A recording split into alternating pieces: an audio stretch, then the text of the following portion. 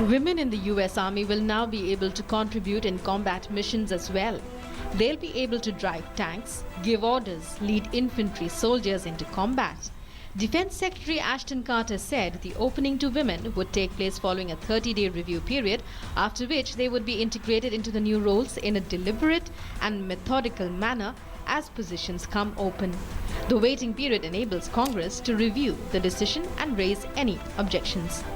This means that as long as they qualify and meet the standards, women will now be able to contribute to our mission in ways they could not before. The decision drew a rebuke from the Republican chairman of the Armed Services Committees in the Senate and the House of Representatives. But some other lawmakers welcomed the move. Carter's decision comes nearly 3 years after the Pentagon first instructed the military to open all positions to qualified women, including frontline combat roles. A restriction on such roles was seen as increasingly out of place during a decade of war in Iraq and Afghanistan, in which women were often in harm's way. Women represented about 2% of US casualties in Iraq and Afghanistan, with some 300,000 deployed to the conflict zones.